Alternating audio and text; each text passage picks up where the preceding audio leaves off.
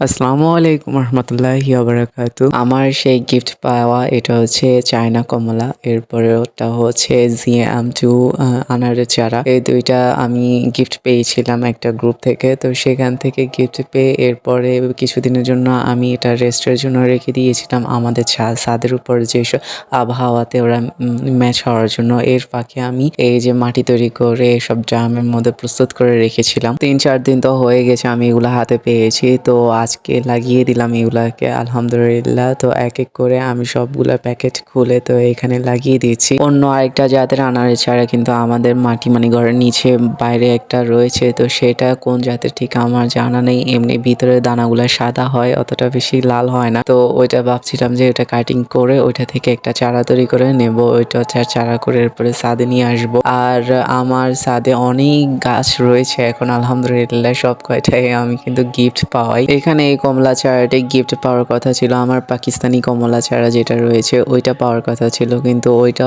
Stock out ছিল, সেই জন্য আমাকে এই চায়না কমলাটা দেওয়া হয়েছে। যাই দেখ ভাই, একটা দিলেই হয়েছে, কারণ গাছ এগুলো তো আর আমার ছাদের মধ্যে নাই। তো এক একটা যাতে আমি সংগ্রহ করা কি মানে গিফট পেয়ে পেয়ে যতগুলোই সংগ্রহ করতে পারি সবগুলোই সংগ্রহ করব, করে আমার ছাদে আমি অ্যাড করব ইনশাল্লাহ। শুধু একটাই সমস্যা হয় যে আমি ছাদে গাছ লাগাই কিন্তু সেগুলা ফলন হইতে হইতে কিন্তু আমি আর বাড়িতে থাকি না, এরকমটা হয়েছিল আমার ড্রাগন গাছের ক্ষেত্রে। তো সেটা আমি লাগিয়েছি কিন্তু খাইতে পারলাম না ড্রাগনগুলা। তো যাই হোক আলহামদুলিল্লাহ আমার ছাদে গাছ লাগানো সম্পূর্ণ হয়েছে। তো সম্পূর্ণ করে আমি ড্রাম ভর্তি করে পানি দিয়ে দিয়েছি, যাতে উপর থেকে নিচ পর্যন্ত একদম বরাবর পানি যায়।